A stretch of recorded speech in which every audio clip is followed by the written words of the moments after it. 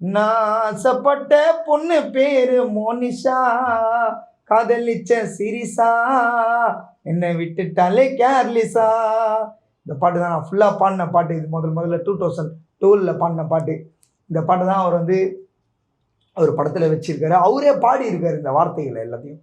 அதுதான் எனக்கு வந்து ரொம்ப மன கஷ்டமாக இருக்குது. 1 லட்ச ரூபாய் கையில் கிடைக்கிறதுக்கு 1 வருஷமாக உழைக்க வேண்டியதாக இருக்கும். அடித்தட்டு மனிதர்கள் எல்லாம் அப்படி தான் இருக்கிறாங்களே. சின்ன வயசுலேருந்து கஷ்டப்பட்டு 1 வருஷமாக அங்கங்கே மூட்டை தூக்கி இருக்கிற காசை கையில் வச்சுன்னு கேசட் பண்ணுறாங்க, ஆல்பம் அசால்ட்டாக எடுத்து 3D போட்டுடுறாங்க. அப்போ எங்களுக்கு வாழ்வாதாரமே இல்லையா? தூக்கமே இல்லை, நைட்டு ஃபுல்லாக தூக்கமே வரமாட்டேங்குது. எனக்கு ரொம்ப முடியல. எல்லோரும் ஃபோன் பண்ணி என்னை டிஸ்டர்ப் பண்ணிடுறாங்க. மன உளைச்சலாக இருக்குது எனக்கு. எல்லாருக்கும் வணக்கம். நான் தான் உங்கள் கானா பாட தினேஷ் பேசுகிறேன். நான் வந்து சமீபத்தில் ஒரு 10-12 வருஷத்துக்கு முன்னாடி ஒரு பாட்டு ஒன்று பாடியிருந்தேன். ரொம்ப ஃபேமஸான பாட்டு. நான் ஆசைப்பட்ட பொண்ணு பேர் மோனிஷா, காதலிச்ச சிரிசா, விட்டுட்டாலே கேர்லிஸா.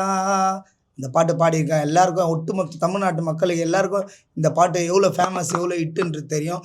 இப்போ வந்து ஒரு 5 நாளைக்கு முன்னாடி நம்ம ஒரு படம் ஒன்று, புது படம் ரிலீஸ் ஆகிருக்குது, யூத்துன்ற திரைப்படம். அதில் வந்து கருணாஸ் அவங்க பையன் கென்னுன்றது வந்து நடிச்சிருக்காரு அந்த படத்தில். அந்த பாட்டை என்னை கேட்காமலே வந்து பர்மிஷன் என்கிட்ட கேட்காமலே வந்து பாடியிருக்காரு. என்னுடைய பாட்டை வந்து அவர் என்கிட்ட கேட்டு பாடணும். என்கிட்ட எப்படி பாருங்க, 2012 நான் வந்து பண்ண கேசட்டோட ஆல்பம் எல்லாம் பாருங்கள். இது வந்து எனக்கு ரொம்ப மன வருத்தமாக இருக்குது. நான் என்ன பண்ணுறதுனே தெரில. சின்ன வயசுலேருந்து கஷ்டப்பட்டு கடனை உடனே வாங்கி கானா பாடகங்க எவ்வளோ கஷ்டப்பட்டு வந்துன்னு வராங்க. எவ்வளோ பேர் ஒட்டுமொத்த கானா பாடகர்களும் ரொம்ப கஷ்டப்படுறாங்க இந்த வாழ்க்கையில். எப்படி முன்னேறித்து, எப்படி வருத்து, சின்ன வயசுலேருந்து கடன் வாங்கி அங்கே இங்கே இது பண்ணி நாங்கள் கஷ்டப்பட்டு வருவோம். எங்களை வளரவே விட மாட்டீங்களா? எங்களை ஏன் வளர விட மாட்டீங்கன்னு எனக்கு ஒன்றுமே தெரில. ஏன்னு கேட்டிங்கன்னா, எனக்கு பின்னாடி நிறைய பாடகர் இருக்காங்க, அவங்களும் வளர்ந்து வரணும். இப்போ என்னோடய பாட்டை வந்து 3D போட்டிருக்கீங்க, ஏன் திருநீங்கன்னு எனக்கு தெரில, ஒன்றுமே தெரில. இப்போ என்னோடய வாழ்வாதாரமே அடிப்படுது, என்னோடய அடையாளமே போகுது. இப்போ நீங்கள் படத்தில் அந்த பாட்டை என்னோடய மோனிஷா பாட்டை வச்சுருக்கீங்க படத்தில். எப்படி இப்போ என்னோடய பாட்டை வச்சுருந்தா கூட நான் சந்தோஷப்பட்டிருப்பேன். என்னோடய பாட்டே வந்து இல்லை, இன்னொருத்தர் வாய்ஸ் கேட்குது அதில். கென்னுன்ற ஒரு அதான் கருணாஸ் சாரோட அவங்க பையன் வந்து பாடியிருக்காரு அந்த பாட்டை. எப்படி பாடலான்னு எனக்கு ஒன்றுமே புரியல. எனக்கு தூக்கமே இல்லை, நைட்டு ஃபுல்லாக தூக்கமே வரமாட்டேங்குது. எனக்கு ரொம்ப முடியல. எல்லாரும் ஃபோன் பண்ணி என்னை டிஸ்டர்ப் பண்ணிடுறாங்க. மன உளைச்சலாக இருக்குது எனக்கு. நாங்கள் அந்த படத்தில் வச்சுருக்காங்கன்னு உங்களுக்கு எப்படி யார் சொன்னது? எப்படி நீங்கள் பார்த்தீங்களா படத்தை? ஃபோன் மூலியமாக சொன்னாங்க எனக்கு. ஃபோன் மூலியமாக வந்து இந்த மாதிரி மாமா நீங்கள் வந்து பாடின பாட்டை வந்து யாரோ பாடியிருக்காங்க, உங்கள் வாய்ஸ்ன்னு தான் நான் நினச்சேன். நீங்கள் தானே பாடி எல்லாருக்குமே தெரியும், தமிழ்நாடு முழுவதும் வந்து நீங்கள் பாடுன்னு தான் தெரியும். வேறு யாரோ பாடியிருக்காங்கன்னு நீங்கள் கேட்கலன்னு சின்ன சின்ன பசங்களாம் கேள்வி கேட்குறாங்க என்ன. நான் என்ன பதில் சொல்கிறது?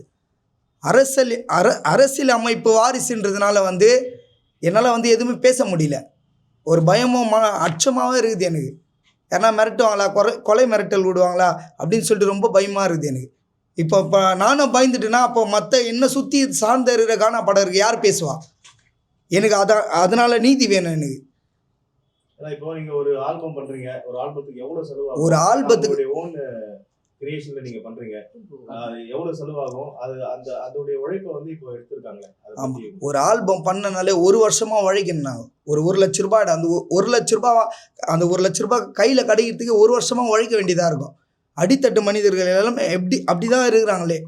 சின்ன வயசுலேருந்து கஷ்டப்பட்டு 1 வருஷமா அங்கங்கே மூட்டை தூக்கி இருக்கிற காசை கையில் வச்சுன்னு கேசட் பண்ணுறாங்க, ஆல்பம் அசால்ட்டாக எடுத்து 3D போட்டுடுறாங்க. அப்போ எங்களுக்கு வாழ்வாதாரமே இல்லையா? நீங்களே சொல்லுங்கள்.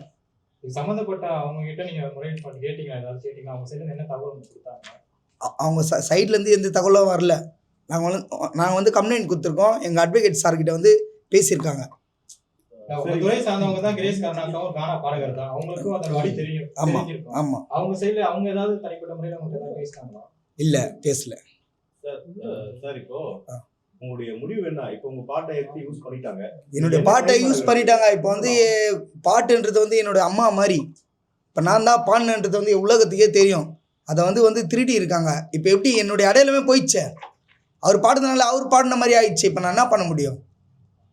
எனக்கு ரொம்ப மன உளைச்சலாக இது கஷ்டமாக இருக்குது. என்னால் தூக்கமே வர மாட்டேது. நைட்டெல்லாம் சாப்பிட கூட இல்லை. நான் 2 நாளாக ஒரே ஃபோன் கால்ஸ் பண்ணினே இருக்காங்க எல்லாமே. எனக்கு அந்த படத்துலேருந்து பாட்டை எடுக்கணும், நீக்கணும். அந்த படத்துல இருந்து பாட்டை நீக்கணும். இல்லை எனக்கு உண்டான எல்லாமே பண்ணோம். நன்றி கார்டு போட்டு உங்களுக்கான அந்த காப்பிரைட்ஸ்க்கான பணங்கள் கொடுத்தா உங்களுக்கு ஓகேவா? பணம் காசு கூட வேணாம். நான் காசை சம்பாதிக்கல. அந்த பாட்டு பாடி காசு நாங்கள் எவ்வளோ கஷ்டப்பட்டு அந்த பாட்டை பாடி இருப்போம். சின்ன வயசுலேருந்து கஷ்டப்பட்டு கேசட் பண்ணி ஆல்பம் பண்ணி அதனுடைய உழைப்பை தர முடியுமா அவங்களால? உங்க சைடு என்ன கோரிக்கை வைக்கிறீங்க? அதுதான் சொல்கிறேன், அந்த பாட்டை நீக்குங்க. இல்லை அந்த பாட்டுக்கு உண்டாந்து எங்களுக்கு எல்லாமே நீங்கள் பண்ணி ஆகணும். என்னோட அடையாளமே இல்லையே, அவர் பாடின மாதிரி ஆயிடுச்சா? எல்லாமே என்ன கேள்வி கேட்குறாங்களே. நீங்க நஷ்டஈடு கேக்குறீங்களா சார்? அதுக்கு கேக்குறது நஷ்டஈடு கேக்குறீங்களா? நஷ்ட ஈடெல்லாம் இல்லை, நான் மக்கள் மனசை சம்பாரிச்சு வச்சிருக்காங்க, அவங்க கொடுப்பாங்களா? அதாவது அவங்க ஒரு பிரஸ் மீட் வச்சு இந்த பாட்டை இவங்க பாடினான்னு சொன்னேன். என்னோட பேரை பதிவு பண்ண சொல்லுங்க, திரைப்படத்துல என்னோட பேரை பதிவு பண்ண சொல்லுங்க. இந்த பாட்டை வந்து கானா பாட தினேஷ் தான் பாடினார் சொல்ல சொல்லுங்க. என்னோட வாய்ஸ் அவர் எப்படி பாடலாம் கேட்டா அந்த மீடியால இருக்குது இந்த மீடியால இருக்குதுன்னு சொல்லிட்டு இருக்காங்க. எவ்வளவு 10 மீடியால எடுத்து போட்டிருக்காங்க. எந்த மீடியால நான் கையெழுத்தே போட்டு கொடுக்கல. எனக்கு படிப்பறிவே இல்லை. படிப்பறிவு இல்லாம நான் வளர்ந்து வந்த ஒரு சிங்கரு.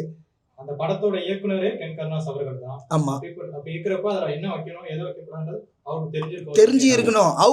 அவரு கென்ன்றவரும் அவரும் ஒரு சிங்கரு, அவருக்கும் தெரியணும்ல. ஒரு பிரபல கான பாடகருடைய பாட்டு நம்ம எடுத்து பாடலாமா? அவர்கிட்ட பர்மிஷன் கேட்கணும்ல.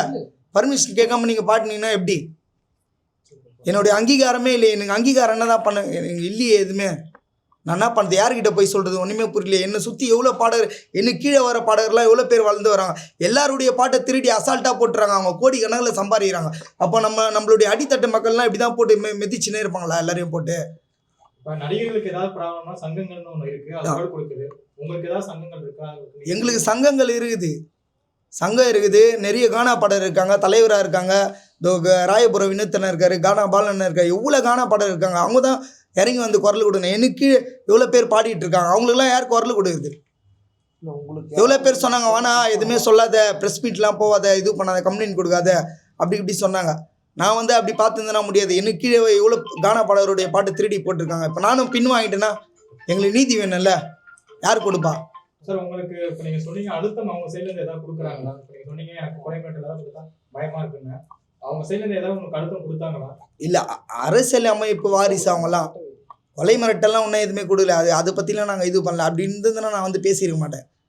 நான் வந்து நிற்கிறேன். ஏன்னு கேட்டால் என்னை சுற்றி எவ்வளோ கீழே எவ்வளோ கானா பாடகர் இருக்காங்க, அவங்களுக்குலாம் யார் பேசுறது? இப்போ நீங்கள் அடுத்த கட்ட நடவடிக்கை என்ன? சட்ட ரீதியாக எதிர்கொள்ள போறீங்களா? ஆமாம், சட்ட ரீதியாக எதிர்கொள்ள போகிறேன். ஆமாம், போராட்டம் பண்ண போகிறோம். அதை என்ன பண்ண போறீங்கன்னு சொல்லுங்க. சட்ட ரீதியான போராட்டம். ஆமாம், சட்ட ரீதியாக போராட்டம் பண்ண போகிறோம். இல்லை சார், இப்போ உங்க பாட்டை வந்து எடுத்து இது பண்ணியிருக்காங்கல்ல, இது வந்து இப்போ இருக்கிறவங்களுக்கு எல்லாருக்கும் என்னோட சேனல் பேரே வந்து மோனிஷா தினேஷ் தான் வச்சுருப்பேன். மோனிஷா தினேஷ் மீடியா 10-12 வருஷமாக வந்து எதில் தட்டினாலும் மோனிஷா தினேஷ்னு தட்டினா என்னுடைய பாட்டு தான் வரும். கானா தினேஷன் போட்டாலும் கூகுளில் என்னுடைய பாட்டு தான் வரும். அவர் வந்து பாட்டை வந்து அப்படியே என்னுடைய பாட்டை வந்து அவர் வச்சுருந்தா கூட பரவாயில்ல, படத்தில் நான் எதுவுமே சொல்லியிருக்க மாட்டேன். நான் இந்த அளவுக்கு நிற்கிறேன்னு கேட்டிங்கன்னா என்னுடைய பாட்டை அவர் பாடியிருக்காரு, அப்படியோ என்னுடைய வார்த்தையை அப்படியே பாடியிருக்காரு. நீங்கள் எல்லாம் கேட்டிருப்பீங்க. போன மாசம் நான் சம்பளம் வாங்கின, மோனிஷா பொண்ணுக்கு கம்பளம் வாங்கின, 3 கல் வச்ச மூக்குத்தி வாங்க, மீதி பானத்தில் ஜாக்கெட்டை வாங்க, பக்கத்து வீட்டில் தண்டல் வாங்கின, மெரினா பீச்சில் சுண்டல் வாங்க, பத்தாத குறைக்கு வட்டிக்கு வாங்க, மோனிஷா கூட நான் வெட்டியா சுத்து, மூஞ்சில பூசிக்க பேரன் லவ்லி, தொல்லை பண்ணா என்ன வாங்க சொல்லி, வாவுசி நகர் கொஞ்சம் தள்ளி, வாங்கி தந்த நல்ல ஜாதி மல்லி, ட்ரெஸ்ஸுக்கு மேட்சாக சில்பரை கேட்கும், எல்லாத்தையும் வாங்கினே அம்மத்தை பார்க்கும், பொண்ணுங்க மேல நீ வைக்காத ஏக்கும், பிச்சாக்க கெட்டுட உன்னோட தூக்கம், என்னட்டா ஆயிடாதே.